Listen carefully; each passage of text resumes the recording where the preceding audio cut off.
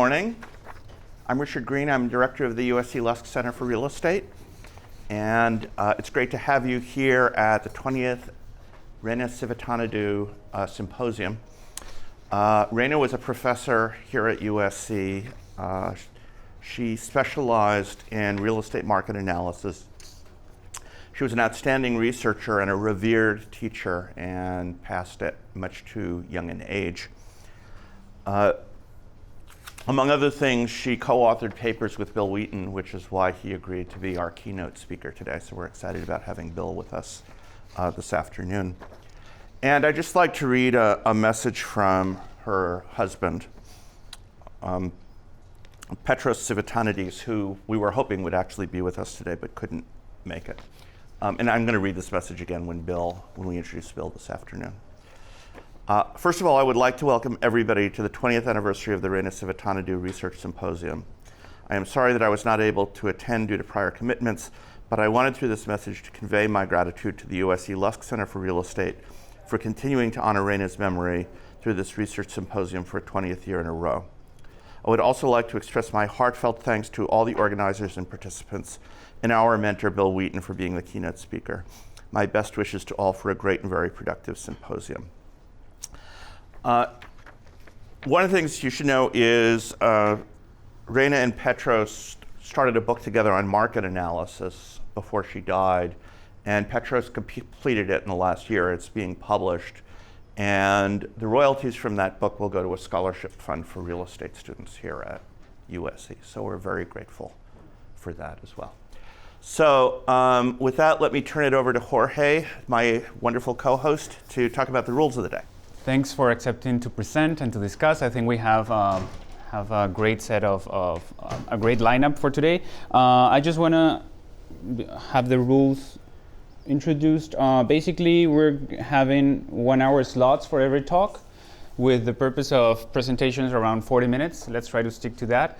Followed by discussions for around 12 minutes, and then a Q&A that can vary from 5 to 8 minutes. Questions are allowed, but let's try to minimize a little questions for clarification. Not necessarily an econ seminar, okay? So some interruptions are allowed, but like whenever I see that things become like one-to-one conversation, I'm gonna stop and like I'm going to allow for the presentation for the presenter to continue. Okay, so I think we're ready to start. We can invite first our former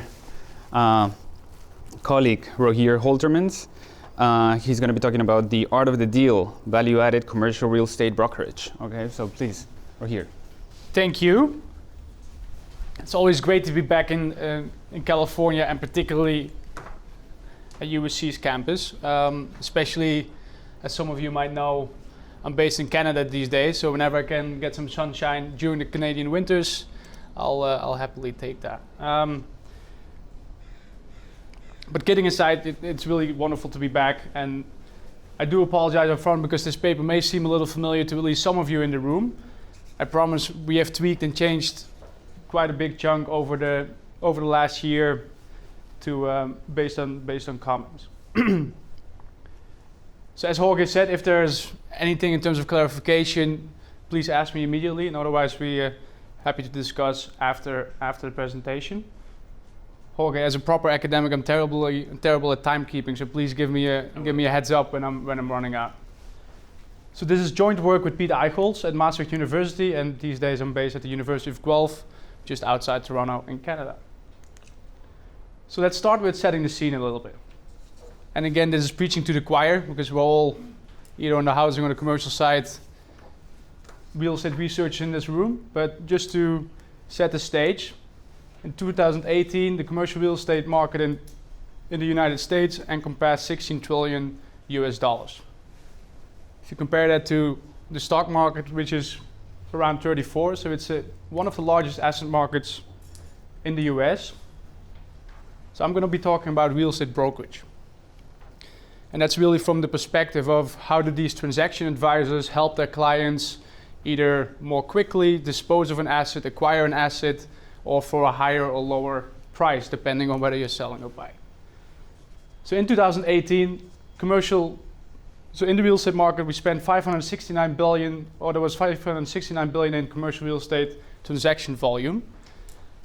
There's not a whole lot of research on the added value of commercial real estate brokerage per se. So that's why, in terms of setting the scene, we'll be tying it into the M&A market in terms of professional advisory, and quite a lot is known on real estate brokerage in the residential market. So those are the two main strands of literature I'll be tying this piece of work to. The important thing to note is that commercial real estate transaction advisory differs fundamentally from residential real estate. So for commercial real estate, there is no formal multiple listing service where assets are listed that are either that are for sale, and that really comes down to how is information on these listings shared with the broader market. Often the information and representation function, so who negotiates the deal and the lawyers drawing up the final contract, those two functions are often separated in commercial real estate. And then clients are professional organizations. So in the housing market, it is often hypothesized that well-informed advisors may potentially take advantage of their less informed clients, given that they're not as familiar with the market. However, in commercial real estate, we are often, especially, so we're looking at deals in the US over half a million US dollars. So you may argue that a lot of these organizations are professional clients, right? Overall, there's, as I already said, there's very little known on the added value of transaction advisors. So this can really go both ways, right? So on the one hand, we say, well, the residential real estate market seems to suggest that well-informed advisors may take advantage of the less informed clients. However, in commercial real estate, we're dealing with professional organizations that are likely better informed in the market. So perhaps information asymmetry is less of an issue for commercial real estate as opposed to residential, given that we are dealing with professional organizations. On the other hand, since there is no official or formal multiple listing service, it can very well be that access to information is, despite how professional the market is information hard to obtain. Especially over the last decade or perhaps even 20 years, we have seen a shift towards institutional real estate ownership as opposed to corporate real estate ownership. Think about your pension funds and insurance companies, for example. And these portfolios of either listed or private real estate companies are often international. So what does it mean for the successful management of these portfolios, in terms of using an advisor to either buy an asset, dispose of an asset, etc.? In case I really run out of time, which I hope not, a little sneak peek on our key results. So we find that real estate advisors or transaction advisors in commercial real estate add most value in the more complicated deals, involving larger assets with specific sale conditions and for investors located far away. So we have a couple of papers looking into how investor distance impacts the performance of commercial real estate, and we note that commercial real estate brokers are actually helping their investors mitigate some of these adverse impacts. Generally, we do not find a whole lot, so we are looking at deal price effects and liquidity, so time on the market.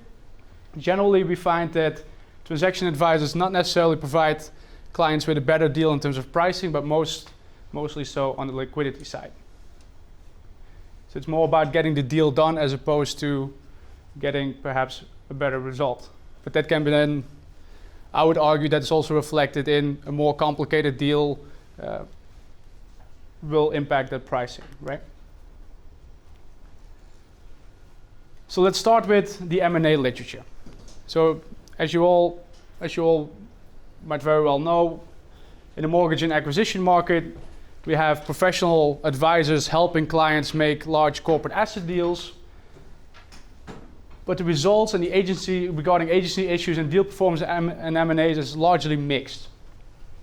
Early studies conclude that top-tier banks add value by helping clients steer through complicated transactions, rather than getting a better deal for the bidder. Right? Target performance is a little different. More recent literature looks at wealth creation contingent on advisor reputation. So do top-tier investment banks outperform their smaller rivals? A Bow and Edmonds paper of 2011 states, well, are these national rankings or league tables really the best proxy for bank quality or advisor quality? So they propose a model with advisor fixed effects. And based on an initial setup to say, well, the bottom and top quartile performance, there seems to be a structural difference in deal pricing without having to force an initial structure on it in terms of a league table. Overall, we find that, or this literature finds that higher bidder gains are often found when top-tier banks help in public deals. So their performance is observed in the market. And overall, I would say this literature really comes to the point of saying, well, the lack of advisor added value in these M&As could potentially be explained by the lack of a good proxy for investment bank quality. So that comes back to what I said earlier regarding these league tables. Is that really the best way of controlling for quality? Generally, and this is important given that we are mimicking this setup in our paper regarding commercial real estate, top-tier banks are often involved in more complicated transactions, and the impact on deal pricing seems not to be consistent. Concluding, I would say that these investment banks, or in the M&A literature, it's often hard to disentangle deal performance, right? No target will ever change hands in that exact same fashion twice. In commercial real estate, however, it is observed quite frequently, right? The same building being transacted in that same, with a constant quality. So we argue that in commercial real estate, we actually have an opportunity to measure advisor performance much more directly as compared to the M&A literature.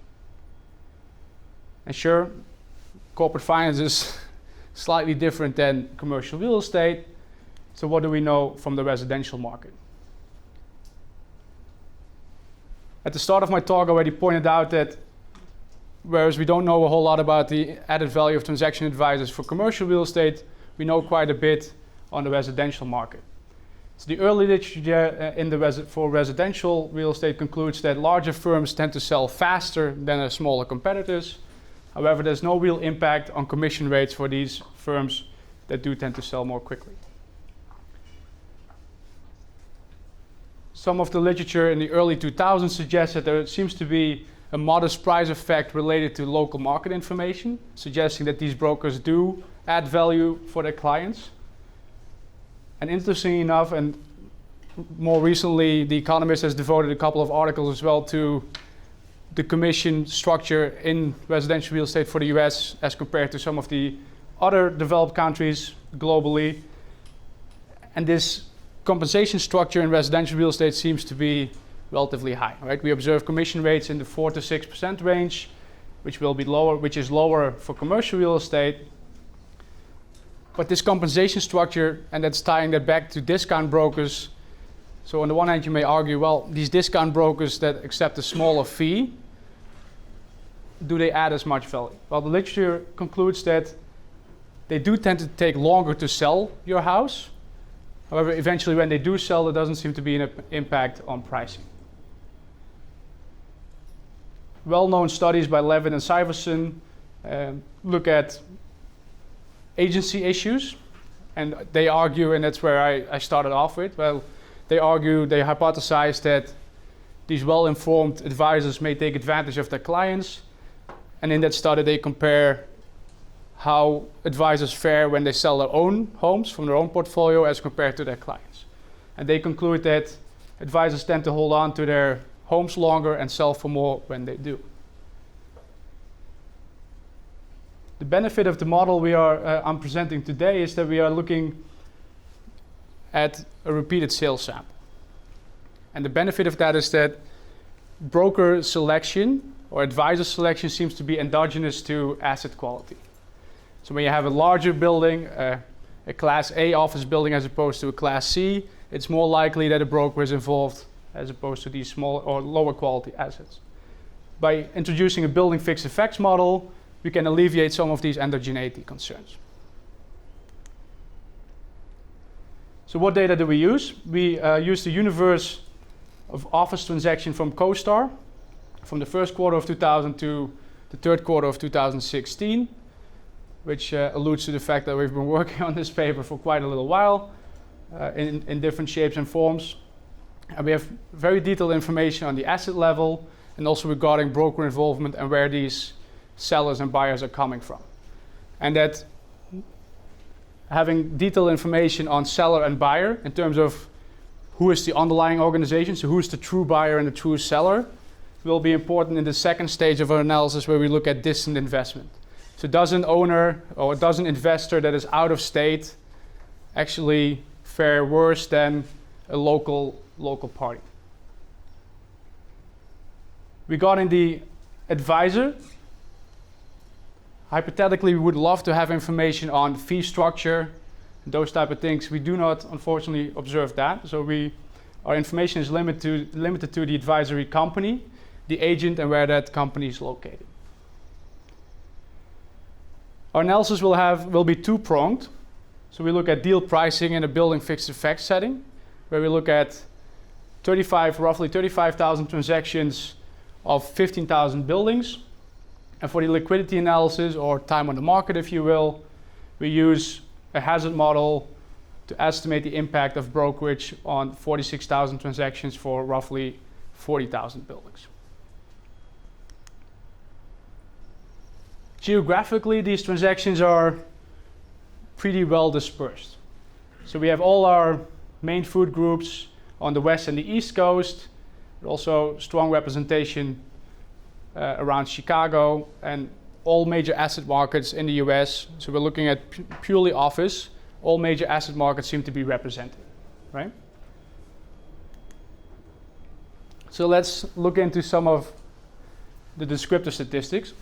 So this table pertains only to our deal pricing analysis. So I have to, given that our hazard model uses a larger set, we disentangle it a little bit. And I will allude to the main differences between those two samples in a minute.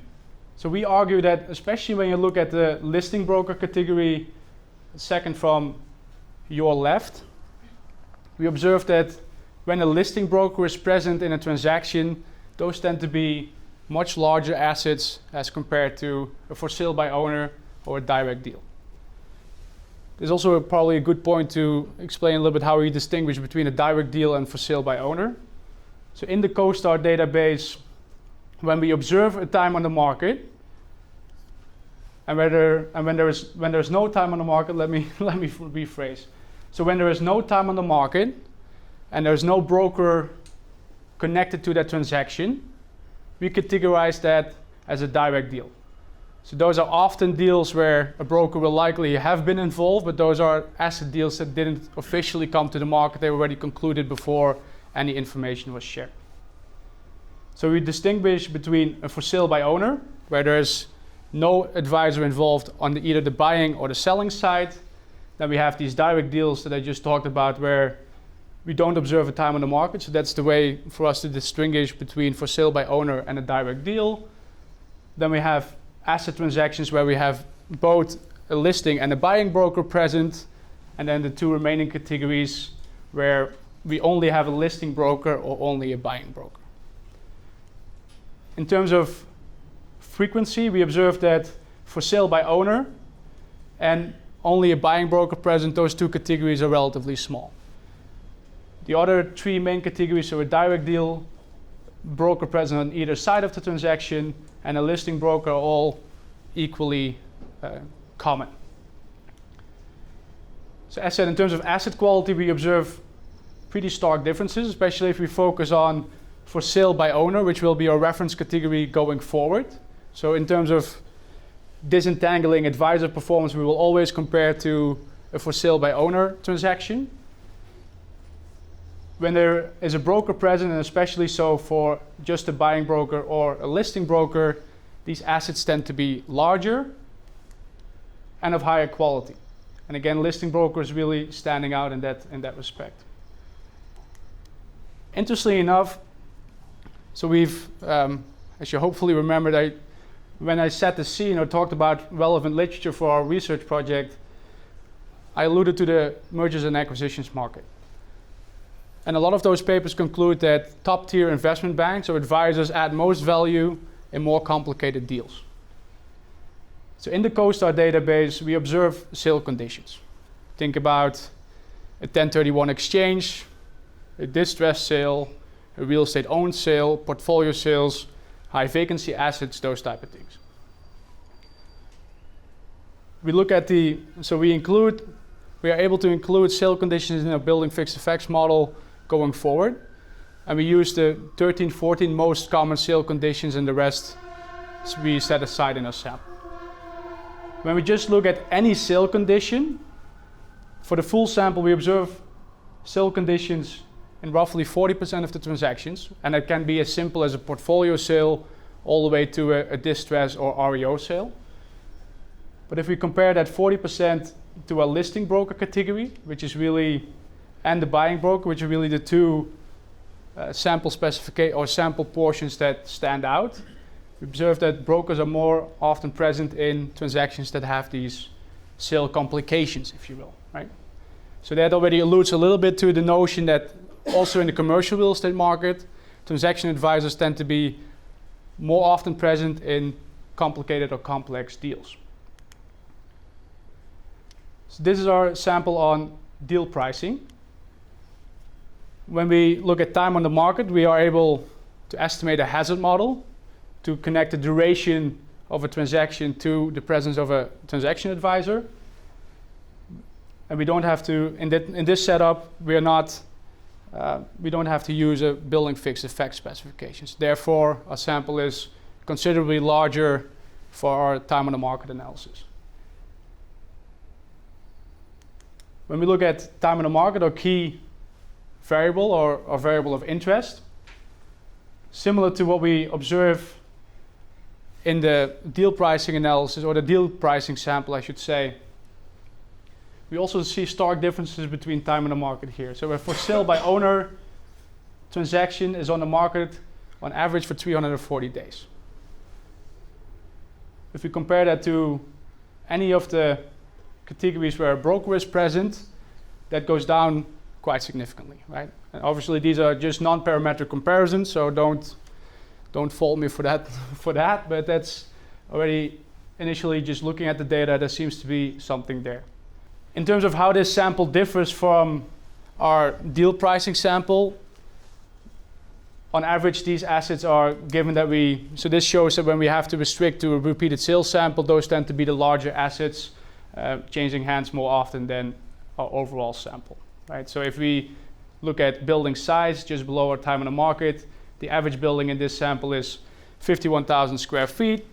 When we go back one to our deal pricing sample, that's roughly 73,000. So there seems to be a difference there. And in terms of sale conditions, we observe the same thing, that when a broker is present, those tend to be the more complicated deals. So moving from our non-parametric comparisons to our empirical strategy, I already alluded to the fact that we are using a building fixed effect model for our deal pricing analysis, where we look at repeated transactions. So very straightforward. We look at the transaction price per square foot. My apologies that time on the market and day should have been omitted. That's my fault. Where we look at the presence of a transaction advisor, so that can be either a broker on both sides of the deal, just a listing broker, or a buying broker, a direct deal, all those four main categories compared to a for sale by owner transaction. At the second stage of our analysis, we will introduce an interaction term looking at distant investors. So we would like to think that by introducing this building fixed effects model, and I will try to keep my own repetition to a minimum, we believe that we can at least control for some of the endogeneity in terms of transaction or advisor selection compared to building quality. So then for time on the market, we estimate a hazard model. So it's really duration analysis or survival analysis, if you will, where the baseline hazard function will only depend on the time on the market of the building, which allows for a flexible transaction pattern. And then in our vector Z, we introduce our covariates for individual building quality, advisor presence, those type of things, right? So in that sense, I will admit our building fixed effects model is, I would argue, a little bit more robust because we can keep that, we can more strongly control for asset quality. In this hazard function, it's somewhat similar to almost the hedonic pricing model where we have to introduce observable building characteristics to control for building quality, right? So that's going to be one of the main differences. So let's start with our baseline analysis. And again, all these results are compared to a for sale by owner transaction. So on the deal pricing side, it can be relatively brief. In our baseline model, we do not find an impact on deal pricing for advisor presence on any of these categories. On time on the market, however, and these are hazard ratios, it seems to be that when there's a buying broker present or a listing broker, that it's more likely that this deal is completed, right? So we interpret this as a buying broker is 11%, roughly 11% more likely to close that deal if it would be a for sale by owner transaction. Similarly, for a listing broker, that effect is roughly 12%. So obviously, a paper with non-significant results is not great to publish. So how do we continue from here? Right? So these are our baseline estimates, and then we connect it back to the M&A literature where we observed that top-tier investment banks seem to add most value in more complicated deals. And in that CoStar database, we observe sale conditions, and especially some of those sale conditions suggest time pressure on either the buying or the selling side, right? So if you think about a 1031 exchange, and especially the up leg, where a buyer has to acquire a new asset to roll over into within 180 days to avoid paying capital gains taxes on that first transaction, we assume there is time pressure on the buying side. We compare it to a distress and an REO sale as well, where there is more pressure on the selling side to dispose of that asset. Right? So those will be, of the sale conditions that we observe in a sample, those three are the main complications that we are interested in. And then at the second stage, we will look at distant investors and how that fares, how that impacts deal pricing and likelihood of transacting. So in our descriptive statistics, we show that advisors tend to be more present or more often involved in larger assets, right, and higher quality assets. So what we do in this particular analysis is we look at an interaction with building size and with building quality in terms of a Class A office building. Again, on the pricing side, we observe that when there is a listing broker present, and going back to our non-parametric comparisons, those listing broker transactions were markedly larger than our average transaction. Admittedly, the economic impact is small, but for the average, if we would increase the building size in our sample with one standard deviation, this interaction term would imply, combining with the base negative coefficient of 6.9%, when there is a listing broker present for a larger building, that building would sell for 1.5% premium. So this is some suggestion that brokers tend to add more value in larger assets. When we look at our hazard model, so again, comparing to both the buying broker and a listing broker, when involved in larger assets, tend to close, are more likely to close, right?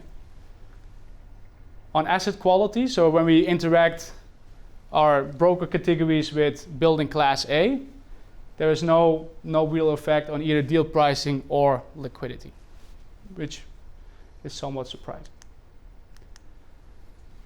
So getting to our deal complexity measures.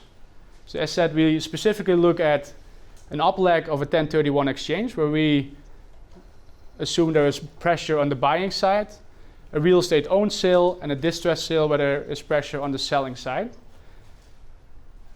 And due to the canvas that I will have to depend a little bit on your creativity here. So when we move from one block to the next, so in this case we are interacting the presence of a broker with an up-leg of a 1031 exchange. We see some impact on the buying side. So when a buying broker is actually involved in a 1031 exchange, they pay a premium. Generally, that's perhaps not what you would be hoping for. But our back of the envelope explanation for that would be that, well, that capital gains tax is, it's called roughly 15%. That you as a buyer are willing to pay a premium for that asset as long as it fits within that 180-day window, right? Again, not a perfect explanation, but at least an indication. On the time on the market side, interesting enough, we don't see any impact on a buying broker. So a buying broker doesn't seem to close that deal, or is more likely to close that deal when it involves a 1031 exchange compared to a conventional transaction. We do, however, see that when there's both a buying and a listing broker present, or just a listing broker, that they, interesting enough, seem to slow down the transaction process.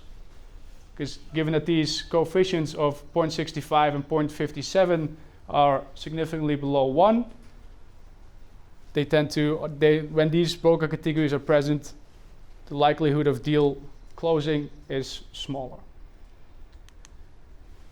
When we look at the distressed sale, where we would assume that there is pressure on the selling side to dispose of that asset, we observe significant discounts. So when both the buying and the listing broker is present in a transaction, that asset sells for 22% less. And that's the only significant effect we find in this interaction term. On the real estate owned sale, so that's where a bank has taken ownership of the asset and then tries to dispose of that particular asset. There's no impact on deal pricing, as shown on the left-hand side, no significant coefficients. They do tend to close that deal a lot more quickly, right? Especially if we compare that to a base effect at the bottom, which is lower than 1. These broker categories suggest that they are 3 times as likely to close that deal or real estate owned transaction as opposed to a for sale by owner, right? So far, everybody with me, or is it all hocus pocus? Good. So what have we seen so far? Well, so far, I've concluded that in a baseline model, there seems to be no impact on deal pricing when there is a transaction advisor present, whether that's just a listing broker, only a buying broker, or both a buying and a listing broker. There seems, however, to be a small impact on likelihood of deal completion, as suggested by those hazard ratios larger than 1. When we looked at larger and higher quality assets in terms of building size and Class A office buildings, we only observed that in larger buildings, listing brokers are able to transact for a slight premium. And in terms of deal complexity or deal complications, sale conditions, if you will, where we looked at the up leg of a 1031 exchange, a distressed sale, and a real estate owned sale, there is some suggestion or some evidence that brokers add some value. But again, mostly in deal completion and not so much in deal pricing. A previous paper that I wrote with Pete and David Ling is also a study on distant investment. Those 2 papers suggest that both on the rent and the price side, distant investors actually face a significant disadvantage, where distant sellers undersell and distant buyers overpay. We looked at the rent levels, and we also conclude that when an owner or landlord operator is out of state, they face a significant discount in their effective rent levels as opposed to local investors. So when we just look at out of state, so again we exclude that small set of international investors, we come to the same conclusion that distant buyers overpay with 4.4% and distant sellers undersell with 4.8. These effects are somewhat smaller compared to what Lynne and his colleagues find in their paper, but that may be explained by the fact that they use a hedonic pricing setting where we look at a building fixed effect model. So I think we are able to capture differences in building quality somewhat better. On time on the market, we find that these out of state investors tend to close more quickly than local ones. And as Ed already alluded to, when we look at distance linearly, so that's just plotting, we have the geocodes for both the asset and the true buyer and true seller. We come to the conclusion that there is indeed a nonlinear relationship. And admittedly, especially given that we are looking at US transactions, we do see that it tops out at roughly 8%, and our main effect for buyers was roughly 4.4, which would occur at 800 some miles, right? Similarly for distant sellers, they undersell with up to 4%, which occurs at around 1600 miles, which is admittedly very far away. The question that we are mainly interested in is whether these transaction advisors are able to mitigate these adverse effects for distant investors, right? Because you would hope that if you face that disadvantage as an out-of-state or non-local investor, that a transaction advisor can mitigate part of that discount. Again, on the pricing side, we find not a whole lot. There's a marginally significant effect on a buying broker being present when both the seller and the buyer are out of state. So in that instance, a buying broker would be able to acquire that asset for 11.5% less as compared to a transaction with no transaction advisor or no broker. On the liquidity side, only when a listing broker aids an out-of-state seller, we observe that they are selling or more likely to close. I do apologize, that hazard model was a relatively late addition, so my frame of reference is still on time on the market. All the other categories suggest that brokers or the presence of brokers actually slows the transaction down somewhat, right? So when we look at the top coefficients of 0.72, 0.85, 0.45, we observe that compared to, and I don't mean to make you dizzy, but we, in our base results, find that these out-of-state sellers and buyers tend to close, are more likely to complete that deal. When there is a transaction advisor involved, they seem to hold their horses a little bit. As found here. All right, so before I really run out of time, let me conclude. So we started with setting the scene where commercial real estate represents roughly 16 trillion in assets. So it's arguably, and again, it's preaching to the choir, arguably one of the largest asset markets in the US. And investors almost always will retain the services of advisors in these transactions. However, there's not a whole lot known yet on the value added of these brokers. Based on our non-parametric comparisons, we conclude that the choice or the selection of an advisor is endogenous to asset quality, because we observe transaction advisors in larger and higher quality assets. And arguably a building fixed effects model where we look at repeated sales can absorb some of that endogeneity. In conclusion, we find that brokers mainly add value in getting the deal done and not so much in deal pricing. However, when distant investors, so both on the selling or the buying side, are involved, brokers seem to be able to mitigate some of that disadvantage. So from a diversification perspective, so that's going back to the notion that we have seen an increase in institutional ownership in the commercial real estate market over the last 10, 20 years. So from a diversification perspective, this alludes to the fact that these transaction advisors may be able to steer the difficult waters of commercial real estate a little bit better than when it would be for sale by owner. Thank you very much for your attention and your suggestions. And if there are any questions, I would be happy to answer them. Morning, everyone. It's Claire here to discuss this paper, the Art Deal, Value-Added Advisors in the Commercial Real Estate Transactions. So in this study, the author asked the question, what is the value added for brokers in the commercial real estate industry? And what they did is they used the building fixed effect to study the broker's impact on the deal price, and also use a hard model to assess the relationship between brokers and time on market. The author found brokers really help in terms of conclude the deal in a faster time, but not about a better dealing price. And also, regarding the asymmetric information, out-of-state investors, they buy at a premium, 4.4%, and sell at a discount, 4.8%. And they find that transaction advisors, they will help to mitigate the adverse effect with these distant investors, mainly on accelerating the time and the discount. So first, it's really important question. If you look at the first quarter 2019 Federal Reserve's financial account, the gross real estate holding for the non-financial corporation is about 14.6 trillion, and non-residential real estate is about 5.4 trillion. And 2018, the transaction volume for commercial real estate is about $562 billion. And for these commercial real estate transactions, it's highly dominated by financial intermediaries. So majority of the time, we rely on brokers to conclude the deals. And also, the broker charge about 2.5% to 4% commissions. So it's important for us to understand the role and impact of commercial brokers.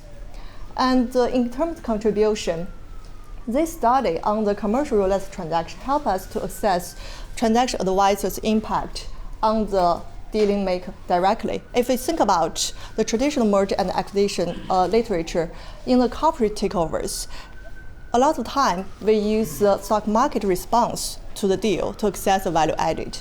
But in commercial real estate, we were able to look at the transaction price, which is the direct evidence. And also, it shed light on the performance and value added for commercial real estate transaction advisors. We do have a really rich literature about brokerage effect on the residential market, on the time on market, on the price. But the study on commercial real estate is really rare. So it's a really important market, but with limited research. It's a really well-written paper, and the author did distinguish different type of brokerage involvement in the transactions for sales by owners with only one brokers on one side or brokers on both sides, or the direct deal. And they also use this building fixed effect model to address the potential selection bias of transaction advisories on asset quality, because based on the merger and acquisition literature, there is a selection problem about the target company quality and the investment banking selection. And but for corporate takeover, it's really rare the same companies will happen to transaction merger acquisition in the same form for 2 times.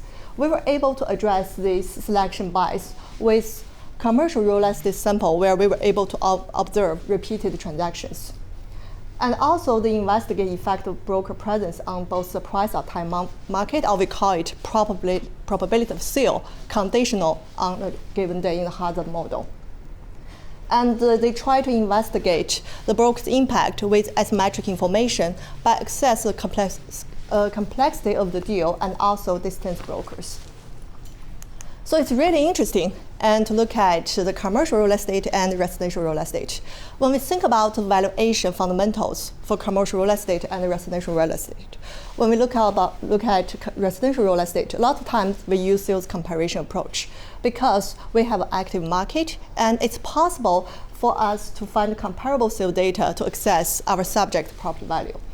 And the principle is a close substitute should be sold at the same price. So we're able to pull a large data about properties and run a hedonic regression, assign the price parameter for different attributes. But for commercial real estate or income generating properties, it's unlikely we were able to find a good set of comparables. So what happened is we focus more on the property itself. We look at the net operating income, the cash flow about this property. We either use the direct capitalization, borrow the cap rate from the market research to assess the property value. Or what we did is we use discounted cash flow approach, try to project all the future cash flow and apply at a discount rate.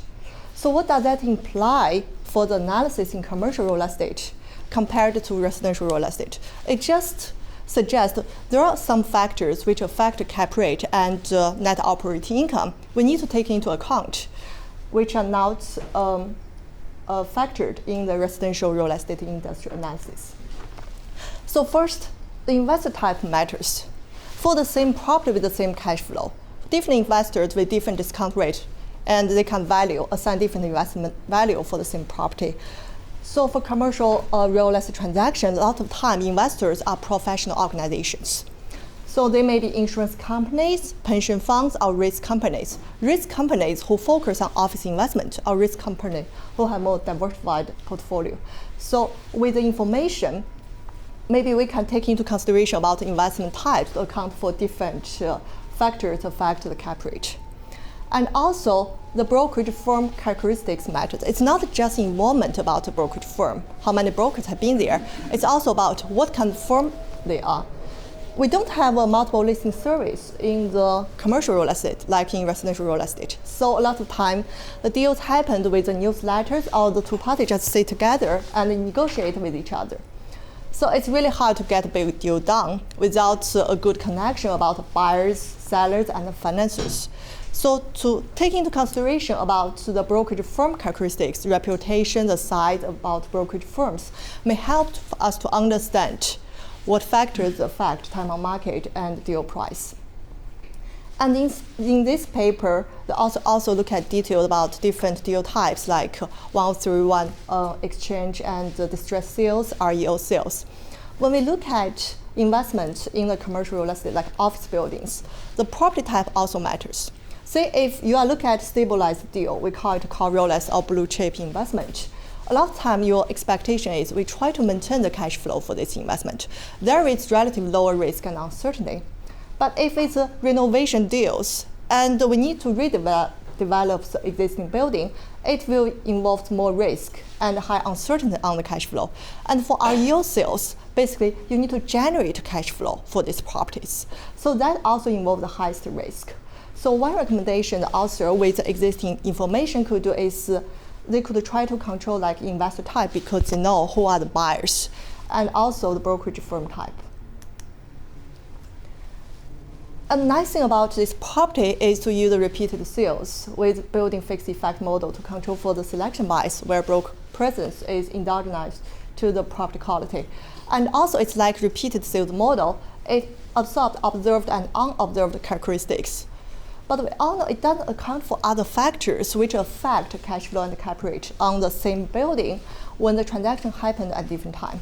If you look at the property level side, there may be change in the management, tenant quality, which affects cash flow. And on the macro side, there may be change in the cap rate or demographic shift or change in the local areas, which affect the cap rate and the cash flow on the buildings. It will be helpful because the sample covers 16 years period. It will be helpful if the author provides some information. What is the average time gap between the transaction repeated sales? So we have a better idea how likely there are more things happened on the cash flow and the cap rate. So in this paper, the author includes the year quarter fixed effect, but we can try to use location time, the course term, location time fixed effect to control for the factors in the local market at that time. So in this paper, transaction price and time on market are estimated using two different samples and two different equations. And this I just borrow from the residential real estate. And time on market and transaction price are determined simultaneously. So what we can say is if the property was sold at a relative cheaper price compared to other properties, probably it got sold faster. And if asked for it is sold at a higher price, it takes longer time. And what we observe in this paper is also when we use two different equations to understand deals and the time on market for non-local buyers. So non-local buyers will pay 4.4% premium, and non-local sellers sell at 4.8% discount. So that's one finding. The other finding we found is non-local investors, they conclude transaction faster. So it's kind of support this simultaneous decision time on market and transaction price because you buy at a higher price, you sell at a lower price. So that's why it concludes faster. So maybe the author can do a robustness check on the simultaneous estimation for the price and time on market with the same sample. So it's kind of, first when I look at this paper, it's kind of striking. Look at 4.4% premium and 4.8% discount, because considering the transaction volume, it's really expensive.